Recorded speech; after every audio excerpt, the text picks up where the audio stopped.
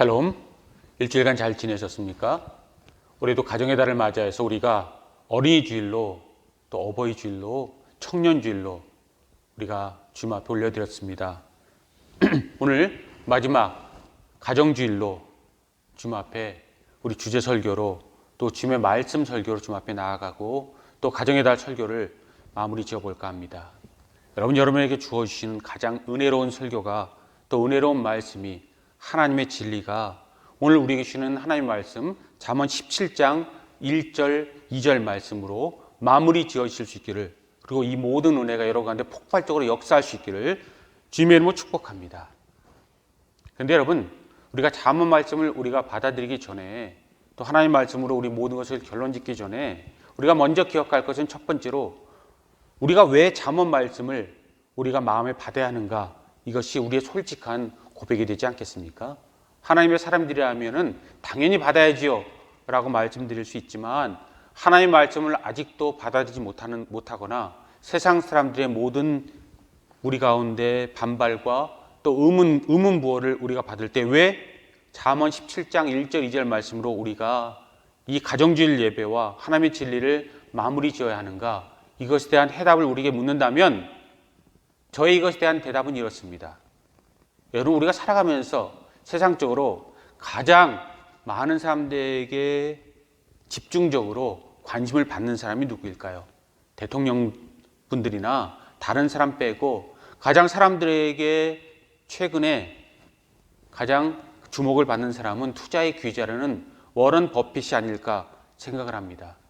이분이 투자의 귀재이고 만지는 모든 것마다 기적을 이루기 때문에 사람들은 어마어마한 금액을 지불하고라도 이분과 식사 한 끼를 하고자 하는 그런 노력으로 줄을 서서 이분을 만나고자 하는 고대감이 있습니다. 그리고 이분과 함께 식사하는 것이 복권에 당첨되는 것처럼 굉장히 드문 일이라는 그런 이야기를 들었습니다. 그리고 죄송한 이야기지만 우리 보통 사람들이 생각하기에는 터무니없는 그런 어마어마한 금액을 지불하고도 이분과 식사를 하는 것이 이분들에게 아깝지 않다라는 그런 이야기를 듣습니다. 왜일까요? 이분에게 배우는 인생의 지혜가, 또 삶의 지혜가 그만큼의 가치가 있기 때문일 것입니다. 근데 저는 여러분에게 묻습니다. 이분이 가장 우리에게 있어서 지혜로운 사람이고 우리가 가장 존경할 만한 사람이고 우리가 만날 만한 사람들의 최고봉일까? 저는 이분보다 더욱더 우리가 만나야 할 분이 분명히 있다고 믿습니다. 그리고 하나님의 말씀 가운데, 성경 말씀 가운데 이보다 더 우리가 만나야 하고 꼭 그 지혜를 얻어야 하고 그 모든 삶의 지혜로 우리 삶을 재구성할 사람이 바로 솔로몬 왕이라고 생각을 합니다. 그렇습니다. 구약의 솔로몬 왕은 다윗 왕가의 두 번째 왕으로 전후후무한 그런 권력과 명예와 물질을 누렸습니다. 그의 모든 영토와 그의 모든 재물과 그의 모든 권세와 그의 모든 영광은 비할 데가 없었고, 그의 치세 40년 동안 어느 누구도 그를 건드리지 못했고, 그의 눈치를 봐야 했고, 그의 심기를 거스르지 못했고, 성경 말씀에 의하면 그가 건드린 처천만 그의 부인들만 1000명이었다라는 그런 이야기까지 우리의 성경을 통해서 보게 됩니다. 근데 참 놀라운 것은요, 그에게 이 모든 것을 누리게 하는 것이 하나님이셨고, 그가 1000번째로 주님 앞에 영광 돌릴 때 백성을 사랑하는 그에게 하나님께서 하나님의 지혜를 직접 주셨다, 우리에게 말씀이 증거해 주고 계신데, 바로 그가 평범한 사람이 이야기했다면 넋두리 같고 그저 오기 같고 또 모든 사람이 불평불만 같지만 모든 것을 누렸고 모든 것 가운데 아낌없이 모든 것에 최종을 보았던 그가 우리에게 주는 그런 인생의 마지막 때의 교훈이라면 우리는 그것 가운데 진정 한 번 더 깊이 생각할 바가 있는 줄 믿습니다. 바로 그가 우리에게 17장 1절 2절 말씀을 가지고 우리와 우리 가정과 우리 삶에 대해서 이렇게 이야기합니다. 제가 이 말씀이 너무나도 귀하고 제 마음에 하나님의 은혜가 넘쳐서 여러 가지 말씀을 한번 일부러 여러분에게 한번 말씀드려보고자 합니다. 여러 가지 번역본, 한글 번역본을 여러분 제가 읽어드릴 텐데 어떤 지혜가 여러분들 마음에, 여러분들 머리에, 여러분들 가슴에 와닿는지 한번 스스로 무엇이 성경의 진리이고 솔로몬의 요점인지 한번 생각해 보시기 바랍니다. 먼저 처음 쉬운 성경으로 이 말씀을 한번 여러분에게 말씀드려 보겠습니다. 마른 빵 한 조각만 있어도 화목한 것이 먹을 것을 많이 차려놓고 싸우는 집안보다 낫다. 지혜로운 종은 주인의 부끄러운 아들을 다스리고 그 아들이 받을 재산을 함께 받을 것이다. 현대 성경입니다. 분별이 없는 아이는 사내 진미 차려놓고 서로 미워하느니 밥 한 그릇이라도 나눠 먹으며 서로 아끼는 것이 훨씬 더 낫다. 지혜로운 종은 주인집 남봉꾼 아들을 잘 다스려 그 아들들과 함께 유산을 물려받는다. 공동번역입니다. 집에 진수성찬을 차려놓고 다투는 것보다 누룽지를 먹어도 마음 편한 것이 낫다. 슬기로운 종은 주인집 방탕한 아들을 다스리고 그 아들들과 함께 유산을 나누어 받는다. 새번역입니다. 마른 빵 한 조각을 먹으며 화목하게 지내는 것이 진수성찬이 가득히 차린 집에서 다투며 사는 것보다 낫다. 슬기로운 종은 부끄러운 일을 하는 주인집 아들을 다스리고 그 집 자녀들과 함께 유산을 나누어 받는다. 한글 킹 제임스 버전입니다. 마른 떡 한 조각을 가지고 화목하는 것이 희생제물이 가득한 집에서 다투는 것보다 나으니라. 현명한 종은 수치를 일으키는 아들을 다스릴 것이며 형제들 중에서 유업을 나누어 받으리라. 마른 빵 한 조각만 가지고도 평안한 것이 희생물이 집에 가득한 채 다투는 것보다 나으니라. 지혜로운 종은 수치를 끼치는 아들을 다스리고 또 형제들 가운데 상속 재산의 몫을 받으리라. 마지막 메시지 성경의 유진 피터슨 이렇게 번역하고 있습니다. 빵과 물로 만족하고 평화롭게 사는 것이 잔치상을 차려놓고 다투는 것보다 낫다. 지혜로운 종은 주인의 버릇없는 아이를 맡고 가문의 일원으로 존중을 받는다. 긴 인용이었지만 꼭 여러분에게 들려드리고 싶어서 이 번역들을 읽어보았습니다. 여러분 어떤 것이 여러분들 마음에 와 닿으시고 하나님께 여러분에게 직접 말씀하십니까? 저 여러분은 때때로 가슴에 손을 얹고 하나님 말씀을 우리 마음에 받을 필요가 있다고 믿습니다. 그래서 우리 머리를 새롭게 하고 우리 가슴을 새롭게 하고 우리 영을 새롭게 하고 우리 혼을 새롭게 하고 우리 육체 또한 새롭게 함으로 주의 영광을 돌려야 할 줄 믿고 그 가운데 우리의 필요한 것을 하나님에게 직접 받는 그 은혜를 누릴 때에 우리의 원하는 간절한 소망과 은혜가 우리 가운데 이루어질 줄 믿습니다. 왜냐고요? 그 이유는 간단합니다. 모든 것을 이루시는 분은 우리 하나님이기 때문입니다. 다른 어떤 것은 없습니다. 저는 분명히 믿습니다. 아무리 간절히 세상이 사람들이 소망할지라도 믿음의 사람들이건 믿음이 없는 사람이건 하나님이 없는 세상이건 하나님의 세상이건 이루어질 것은 우주를 창조하시고 모든 것에 시작이 있게 하고 마지막이 있게 할 우리 하나님 이외에 답이 없다라고 우리는 믿기 때문입니다. 우리가 믿거나 믿지 아니하거나 역사의 마지막 날 이 모든 것을 우리가 확인하게 될 것입니다. 그것이 성경의 말씀이고 우리의 믿음이고 성령의 역사고 끊임없이 우리에게 주시는 하나님의 우리를 향한 은혜인 줄 믿습니다. 그러면 여러분 우리가 오늘 본문 말씀을 통해서 두 가지를 꼭 배우실 수 있길 바랍니다. 첫 번째는요, 2절에서 우리에게 주시는 말씀, 슬기로운 종은 주인의 집에 아들을 다스리겠고 그 가문의 유업을 나누어 받게 될 것이다. 저는 오늘 우리 가정에게 주시는 우리 행복의 조건 가운데, 은혜 가운데 첫 번째 요건은 슬기로움, 다른 말로 하면 지혜인 줄 믿습니다. 그렇습니다. 우리가 가정의 행복을 누리고 은혜를 누리고 기뻐하기 위해서는 지혜로워야 될 줄 믿습니다. 슬기로워야 될 줄 믿습니다. 우리 마음대로의 그러한 잔꾀나 우리 마음대로의 그런 IQ나 다른 어떤 것이 아니라 하나님으로부터 오는 진정한 슬기와 지혜와 만나고 그 진리와 만나게 될 때 우리 모든 것이 온전히 이루어지게 될 것입니다. 성경 말씀 여러분 다시 한번 집에서 읽어보실 수 있게 바랍니다. 17장은 1절과 2절 그리고 마지막 27절과 28절에서 양괄식 구성을 하고 있습니다. 그래서 주석은 이렇게 이야기합니다. 악행을 일삼는 자는 새끼를 빼앗긴 암컷보다 더 위험하고 혐오스러우며 그런 사람과 함께 하기보다는 한 조각의 떡을 먹으며 화목하게 지내는 편이 훨씬 행복하다. 이렇게 주석이 결론 내리고 있습니다. 그리고 이 모든 것을 분명하게 우리에게 선명하게 보이기 위해서 대조적인 양과식 구조 가운데 서로를 대조하는 가운데 이런 것이 있습니다. 1절을 보면 마른 떡이 등장합니다. 그리고 그와 맞부딪히는 그런 단어로서 제육이라는 말이 나옵니다. 또 1절에 화목이라는 말이 나오고 그와 대변되는 말로 다툼이라는 말이 나옵니다. 2절을 보면 슬기로운 종이 나옵니다. 그리고 그와 반대되는 말로 부끄러운 아들이 나오고 그 유업에 대해서 이야기하고 있습니다. 여러분, 주님의 슬기가, 주님의 지혜가 우리에게 왜 필요한 것일까요? 그리고 성경이 우리에게 구체적으로 예를 들어가면서까지 끝까지 우리에게 이야기하는 가장 핵심된 진리가 무엇일까요? 저는 이 말씀을 들으면서 문득 2018년도에 키워드로 세상에 회자되었던 그런 신조어가 문득 떠오르더라고요. 지금은 많은 사람들이 알고 있는 그런 신조어가 있습니다. 소확행. 여러분 그 말씀 들어보셨습니까? 소소하지만 확실한 행복. 그런데 이 말씀만 있는 것이 아니더라고요. 소확행이 있는가 하면 대확행이 있고 무확행이 있습니다. 소확행은 소소하지만 확실한 행복을 이야기합니다. 그리고 대확행은요, 크고 확실한 행복을 이야기하고, 무확행은 무모하고 무식하지만 확실한 행복을 이야기하는 그런 신조어입니다.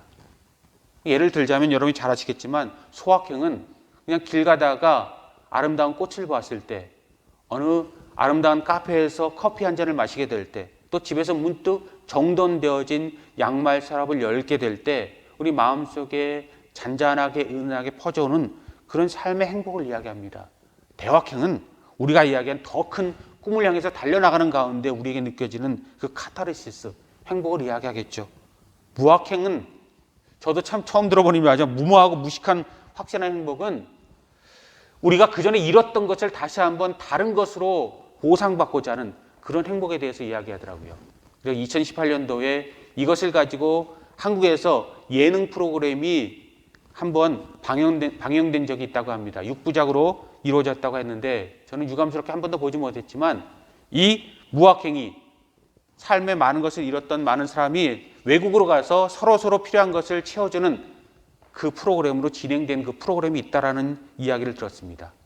여기서 질문, 여러분 이 무학행이라는 프로그램이 성공했을까요? 실패했을까요? 성공했다면 우리 모두가 다 알게 될 텐데 아무도 모르는 것을 보면 실패했을 것 같습니다. 그리고 실패했다라고 이야기합니다. 그런데 여러분 여기서 프로그램의 성공과 실패를 떠나서 소확행, 대확행, 무확행의 그 모든 구분을 떠나서 우리에게 정말 중요한 것이 무엇인가? 제가 우리에게 필요한 것은 지혜다, 슬기다라고 말씀드렸는데 이 모든 것에서 가장 소중한 것이 무엇인가? 저 여러분이 다시 한번 생각해 볼 수 있길 바랍니다. 그리고 우리의 모든 생각 가운데 하나님께서 우리가 원하시는 것이 무엇인가 생각합니다. 일반적인 생각은 무엇입니까? 그리고 일반적인 세상의 모든 시스템은 무엇입니까? 무엇인가 큰 것을 이루면 작은 것이 보너스로 붙습니다. 어떤 한 아이템이나 어떤 일을 완성시키고 또 큰 성과를 냈을 때 물질적으로나 또 명예적으로나 그에 대한 보답이 따르는 것을 보너스라고 이야기하고 우리가 그것을 가장 큰 행복이라고 이야기하고 성공이라고 이야기합니다. 근데 참 하나님의 나라는 그렇지 않더라고요. 하나님은 참 놀랍게도 큰 것을 이루면 작은 것을 내가 너희에게 플러스 알파로 전해줄게, 더해줄게라고 이야기하지 않는 것을 성경을 통해 보면서 성경 말씀에서 깜짝 놀랄 때가 있습니다. 성경 우리에게 이야기하는 말씀이 무엇입니까? 내 종아, 내가 작은 일에 충성하였으니 내 잔치에 참여하라. 내가 작은 일에 충성했으니 이 더 큰 것을 너에게 주리라. 놀랍지 않습니까? 작은 것을 성공했는데 더 큰 것을 주겠다라는 것이 우리 아버지 하나님 그분의 마음이고 우리 모든 생명과 우리 모든 삶이 너무나도 소중하게 주님의 마음에 늘 파고들어서 아픈 새끼손가락처럼 되어서 우리를 위해서 대신 십자가를 지신 예수 그리스도 그리고 그 이후에도 우리가 행여나 엇나간 길로 가고 사탄의 노략거리가 될까 봐 지금도 우리와 성령님으로 함께 하시는 그 하나님의 은혜, 이것이 우리에게 있는 줄 믿습니다. 그래서 우리에게 있어서 가장 소중한 슬기와 지혜는 소확행으로부터 출발해도 하나님께서 대확행과 무확행을 꿈꾸는 세상의 모든 것보다 가장 더 큰 것을 줄지 믿습니다. 하루하루를 주님 앞에 즐거워 기뻐할 때 너의 모든 삶을 내가 돌아보고 은혜를 끼칠게라는 주님의 은혜가 우리를 확장시켜 줄 줄 믿습니다. 내일 염려하지 마라. 오늘 너희들의 수고가 족하기 때문이다. 말씀하시는 모든 것은 무모하게 아무 생각도 없이 살라는 것은 아닐 것입니다. 그리고 그것은 크리스찬의 바람직한 삶도 아닐 것입니다. 그런데 여러분, 하루하루 만족하며 주님과 함께 살아가며 곁눈질하지 아니하고 주변의 모든 것을 바라보지 아니하고 우리 하나님만 우리 모든 것의 중심으로 삼고 하나님 제일주의로 살아가고 예수 그리스도를 우리의 이름으로 알고 살아갈 때 주님께서 우리에게 모든 것을 이루어 주시는 역사가 있다라는 것입니다. 그것을 믿는 것이 지혜고 슬기고 성령의 능력인 줄 믿습니다. 그리고 이 모든 것이 우리에게 이루어지는 그 역사인 줄 믿습니다. 소확행이라는 말은요, 이 레이먼드 카버라는 그분의 단편 소설 A Small Good Thing이라는 그러한 소설을 일본의 한 소설가가 자기의 에세이에 인용하면서 만든 신조어에서 유래하지만 이 모든 것의 핵심은 우리 주님의 말씀과 은혜 가운데 바로 우리를 향한 하나님의 지혜인 줄 믿습니다. 그러므로 다시 한번 저와 여러분들에게 하나님의 말씀을 묻고 여러분들 마음에 새길 수 있게 바랍니다. 가정의 행복을 원한다면, 여러분 스스로 행복을 원한다면, 인생의 답을 원하고 인생의 은혜를 원한다면 슬기로운 사람이 되십시오. 지혜로운 사람이 되십시오. 그리고 슬기롭고 지혜로운 사람이 된다면 바로 여러분들 물질을 찾는 것이 아니라 행복을 찾는 것이 아니라 명예를 찾는 것이 아니라 세상의 다른 금문보화를 찾는 것이 아니라 하나님을 찾고 하나님을 만나고 하나님과 함께 기뻐하실 수 있기 바랍니다. 그분이 모든 것의 중심이고 그분으로부터 문이 열려야 다른 모든 것의 은혜가 또 기쁨이 만족이 그리고 모든 것의 완성이 이루어질 수 있기 때문입니다. 그래도 자기 삶을 살아가는 그러한 사람이 있다면 다시 한번 권면드리고 싶습니다. 그리고 여러분 삶을 한번 돌아보실 수 있기 바랍니다. 제가 캐나다에 살면서 어느 제가 참 좋아하는 그런 한 분이 계셨습니다. 그분은 참 지혜롭고 똑똑하고 참된 아버지와 어머니고 참된 아들과 딸로 살아가는 가장 모범적인 사람입니다. 그리고 누구보다도 열심히 살아갑니다. 근데 그분에게 제가 안타까운 사실은요, 그분은 모든 삶에 있어서 참 하루하루를 힘들게 살아갑니다. 그래서 그분이 하는 말을 가끔 들어보면 오늘 하루를 버텨내야 되겠다. 오늘 하루도 겨우 버텨냈고 내일 하루도 또 어떻게 싸우면서 이겨나가야 할지 오늘 다시 한번 돌아보고 내일의 결의를 다룬다. 이런 이야기를 종종 하는 것을 보고 참 마음이 안타까울 때가 있습니다. 하나님께서 우리의 짐을 벗겨버리고 우리의 모든 내 멍에를 내가 대신 져서 너희 멍에를 가볍게 해줄게라고 이야기하는데 하나님 위에 자기 자신의 모든 것을 추구하는 사람의 공통점은요, 하나님께 짐을 벗어주시겠다고 말씀하는데 굳이 짐을 덧 얹고 살아가는 그런 삶을 살아갑니다. 그 결과가 무엇일까요? 살아가는 하루하루. 오늘도 잘 때웠다. 내일 하루도 때워서 이겨내야 되겠다. 살아남아야 되겠다. 내가 살아남아야 되겠다. 이런 삶의 결과가 무엇일까요? 죄송한 말씀이지만 그런 모든 사람들의 모든 삶은 행복을 꿈꾸지만 천국을 꿈꾸지만 지옥 아니겠습니까? 하루를 버텨내야 되겠다. 어떻게든지 내가 일어나야 되고 내가 살아야 되겠다. 내가 승리해야 되겠다. 전투복을 입고 아침부터 저녁까지 산다면 그것이 지옥 아니겠습니까? 내가 잠옷을 입고 살아도 내가 가장 아무것도 아닌 것처럼 아침 늦게 일어나서 아점을 먹고 또 하루하루를 뒹굴뒹굴면서 살고 저녁을 맞을지라도 하나님의 은혜 가운데 살아간다면 그것이 천국인 줄 믿습니다. 세상 사람들 그런 기준에는 바보스러울 수 있겠죠. 세상 사람들 눈에는 기이할 수 있겠죠. 그러나 하나님께서 모든 것을 이루시고 하나님의 지혜고 하나님께서 모든 걸 주시고 모든 것의 완성이라고 믿고 그분을 즐거워하는 것이 그분과 함께하는 것이 인생의 목적이라는 것을 깨닫고 그 은혜로 우리가 그분의 자녀 되었다고 믿고 그분과 함께하는 것을 인생의 목적이라고 믿고 그것을 세상에 전하는 것이 우리의 비전이라고, 우리 삶이라고, 우리 선교라고 믿는다면 우리는 그 모든 것에서 하나님의 역사를 이룰 수 있는 소소하지만 확실한 행복이, 가장 소중한 것을 우리에게 잡아서 다른 것이 따라오는 문을 열게 하는 천국의 열쇠를 품는 그런 은혜로 여러분은 하나님 앞에 드려질 수 있기 바랍니다. 저는 여러분이 거듭거듭 말씀드리지만 정신 승리할 수 있는 그런 사람이 되지 않기 원합니다. 여러분, 정신 승리, 그 말 들어보시고 가끔 우리가 이야기하지 않습니까? 현실적으로 맞지 않는데 내가 내 자신을 합리화하거나 내 자신의 모든 것을 충분히 내 자신 스스로에게 만족을 줘서 마치 졌지만 이긴 것처럼 그렇게 이야기하는 것을 정신승리라고 이야기합니다. 그래서 멘탈 빅토리나 스피리추얼 빅토리 이렇게 이야기하지만 이것은 이렇습니다.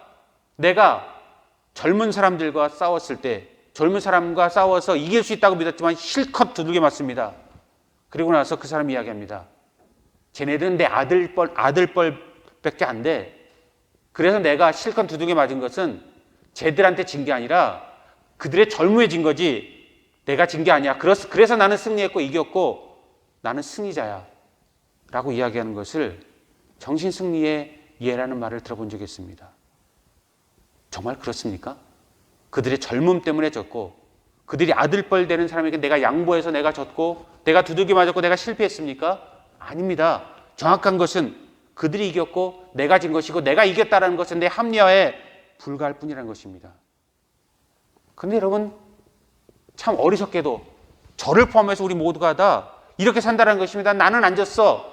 나는 이길 수 있어. 나는 이겼어. 저들이 이긴 것은 우연이고 내가 이기는 것은 진리고 내가 이기는 것만은 진정한 행복이고 승리고 또 그 모든 것이 확실한 그런 인생의 목적이고 인생의 승리고 면류관이야 라고 이야기합니다. 여러분, 자신을 속이는 삶을, 사탄이 우리의 눈을 가리는 삶을 인생의 목적으로 삼고 살지 않을 수 있기 바랍니다. 하나님께서 열어주시는 열린 눈을 가지고 은혜를 가지고 살아가서 미문에 앉은 안진뱅이가 금과 은은 내게 없지만 예수 그리스도의 이름으로 일어나 걸으라라고 이야기하는 베드로와 요한의 말을 갖고 일어나 뛰어간 것처럼 우리 모든 역사가 온전히 이루어지고 38년 된 병자가 일어나고 또 18년 된 혈루병자가 고침을 받는 그 역사가 우리 가운데 온전히 이루어질 수 있기 바랍니다. 하나님의 지혜가 우리 모든 삶 가운데 우리를 밝게 빛나게 해서 죽은 자가 아니라 산자로, 우리가 살았다고 이야기하지만 흑빛 얼굴을 가지고 살아가는 것이 아니라 우리가 하루하루 정말 힘들게 하루하루 살아갈지라도 우리 얼굴은 햇빛처럼 빛나서 우리 자신을 볼 때, 하나님의 사람들 볼 때 진정 행복한 사람, 행복의 조건을 갖춘 사람, 중심과 기초를 잡은 사람, 그 주춧돌 위에 서서 가장 행복했던 그녀, 그리고 그 가족, 그 교회, 그 세상 이룰 수 있는 그 역사를 이룰 수 있길 바랍니다. 그러면 여러분, 지혜는 하나님에게만 이루어지고 이 모든 것을 이루어지는 것은 주님이라는 그 지혜를 가지고 잊지 아니하고 놓치지 아니하고 놓쳤다면 다시 한번 회복해서 그냥 세상 가운데 살았다가 쓰러지는, 오늘도 많은 사람이 태어나고 많은 사람이 죽습니다. 우리 주변에 알았던 어느 누구가 몇 년 지나면 금세 우리 가운데 하나님의 부르심을 받아서 또 인생의 마감을 하고 지금은 살아계시지 않다라는 그러한 이야기를 듣고 충격을 받을 때가 있습니다. 들꽃처럼 살다가 이름 없는 그런 들꽃처럼 죽는 존재가 아니라 하루를 살아도 주님의 은혜로 분명한 이름으로 살아갈 수 있는 저와 여러분들 될 수 있기 바랍니다.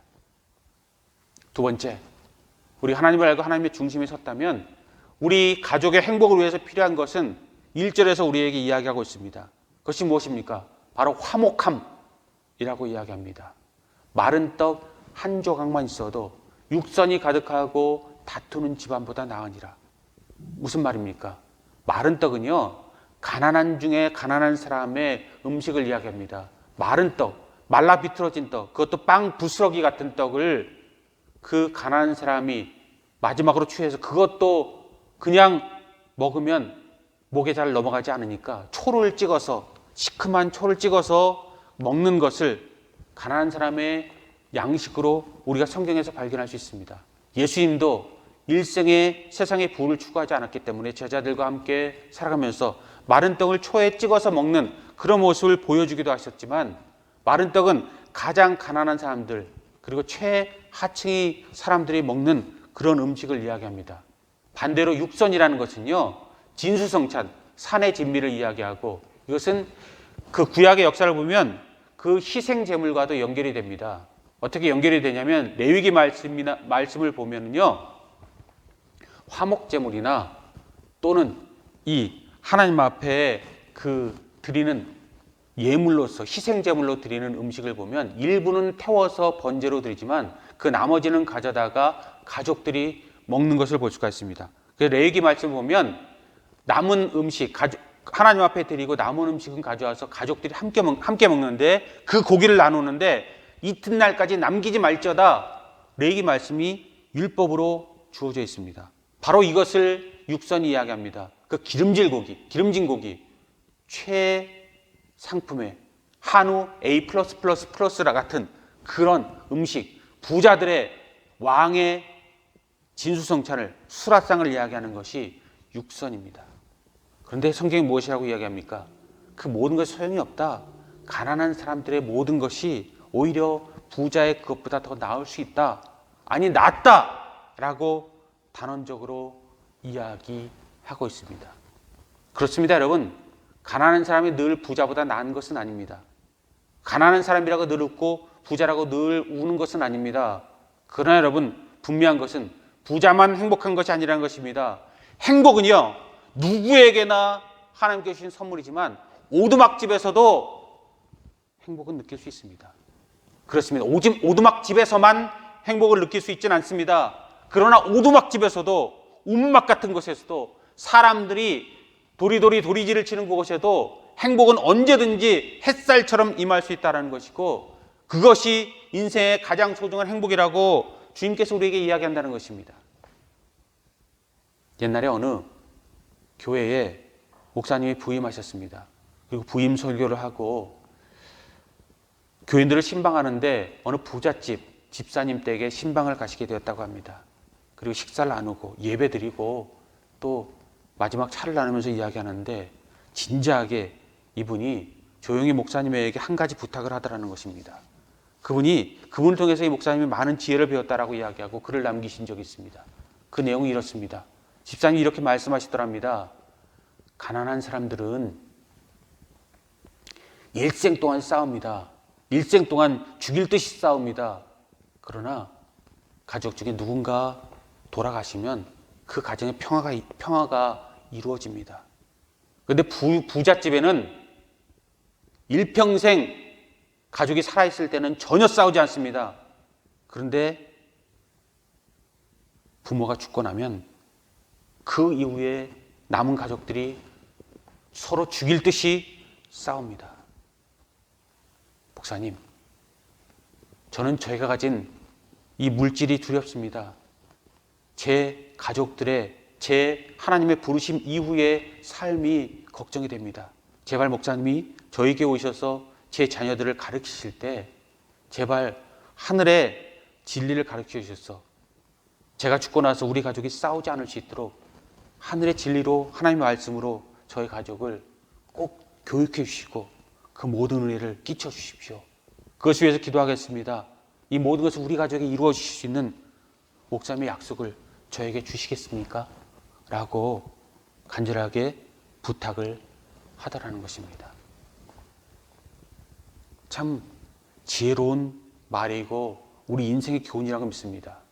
다시 한번 우리가 생각을 해봅니다. 가난한 사람은 평생 싸우다가 누가 돌아가신 후에 화평해지고, 부자들은 평생 화목한 것 같다가 죽은 후에 죽일 듯이 다투고, 또 실질적으로 신문 기사를 보면 수억을 물려받기 위해서 아들이 부모를 무참하게 찌르고 살해하는, 그래서 사형을 언도받은 한국의 그 누군가가 있습니다. 사형 언도를 받았지만 사형수로 아직 사형 집행은 안 되고 평생 감옥에서 사형수로 있다라는 그런 이야기를 들어본 적도 있습니다. 여러분, 인생의 진리가 무엇입니까? 행복의 요건이 무엇입니까? 우리가 그토록 찾아 헤매는 파랑새가 무엇입니까? 우리의 웃음소리가 무엇입니까? 담장 밖으로 넘어가는 우리의 가장 소중한 진리는 무엇입니까? 그 은혜는 무엇입니까? 여러분, 그 모든 것, 저와 여러분들 가정에서 화목함으로 주님께서 주신 최고의 은혜를 받아 누리시는 여러분들 되실 수 있길 바랍니다. 말씀을 마무리 짓기 전에 마지막 세 번째 한 가지만 말씀드리고 말씀을 마무리 짓고자 합니다.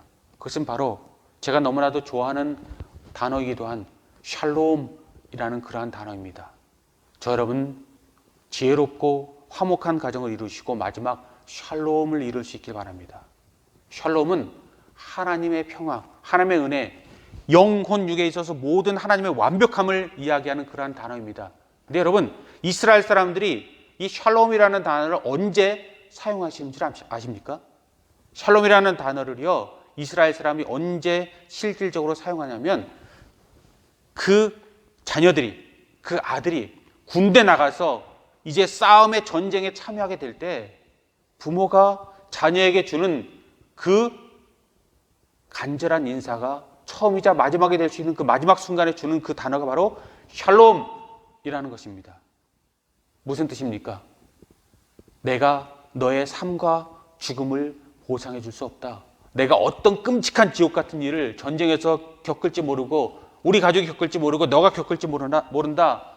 그런데 나는 샬롬, 하나님이 너와 함께 하신다라는 믿음을 가지고 그 은혜를 가지고 그 선물을 가지고 내가 너를 전쟁터로 보낸다. 하나님이 함께 하실 줄 믿는다. 또 함께 하시기를 간절히 기도한다. 라는 것이 바로 샬롬이라는 그런 단어입니다. 그렇습니다. 행복을 그렇게 찾고 찾아도 결국은 우리가 모든 것을 찾아서 내 품에 안아도 그것이 평생 유지될지 그냥 하루 왔다가 하루 날아가 버릴지 아무도 모릅니다.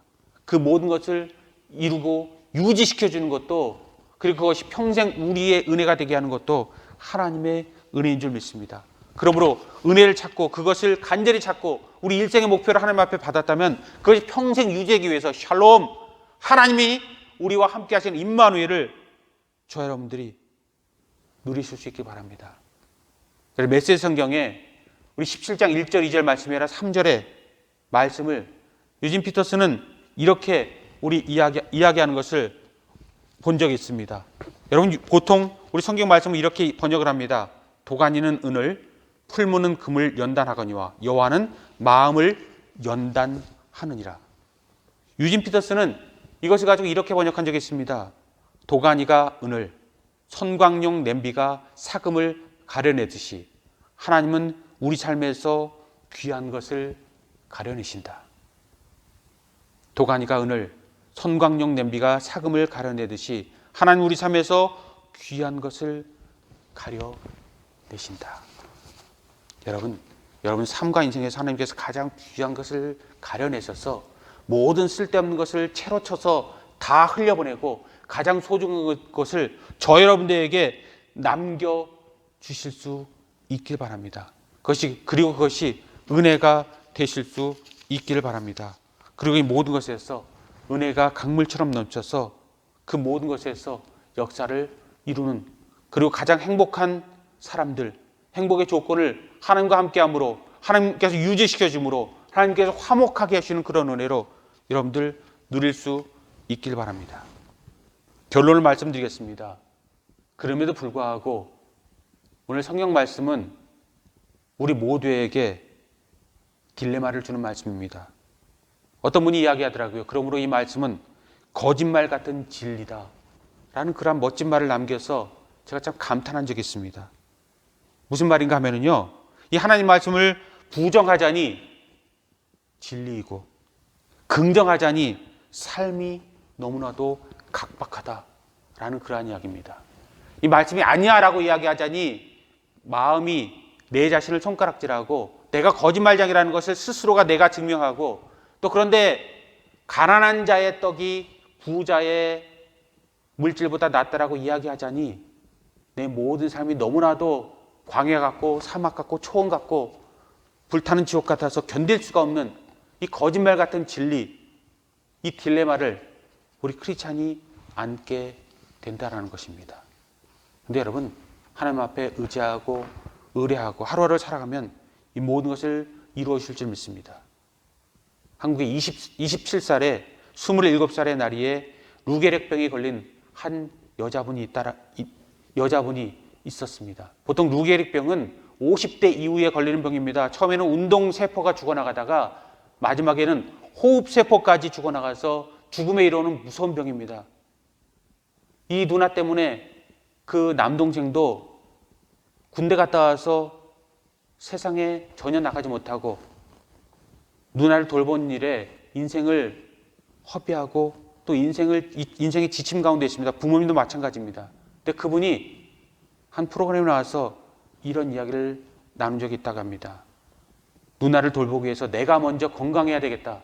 최악의 순간에, 번아웃 되는 순간에 내가 깨달은 진리는 누나의 건강을 위해서 내가 먼저 건강해야 되겠다라고 이야기하고, 누나를 원망하는 그런 마음이 아니라 우리가 버스를 탔을 때, 우리가 어딘 길을 갔을 때 힘든 사람들, 약자들, 노약자들, 어르신들을 돌보는 것처럼 나는 그냥 내 누나가 하지 못하는 것을 도우는 손과 발이 될 뿐이다 라고 그렇게 살기로 했습니다 라는 그런 눈물겨운 이야기를 한 적이 있습니다. 그렇습니다, 여러분. 거짓말 같은 진리가 있을지라도 하루하루 주님의 뜻을 믿고 살아갈 때 세상 모든 사람은 몰라줄지라도 하나님이 갚아주실 줄 믿습니다. 그리고 이것을 우리 행복이라고 믿고 하나님의 영광으로 살아갈 수 있는 저와 여러분들 되시기 바랍니다. 끝까지 믿고 하나님 앞에 올려드려서 세상의 성공이 아니라 주님의 나라의 성공과 일생의 성공과 영생의 성공을 이룰 수 있기를, 그리고 가장 행복한 사람이 될 수 있기를, 행복한 가족이 될 수 있기를 주님의 이름으로 축복합니다.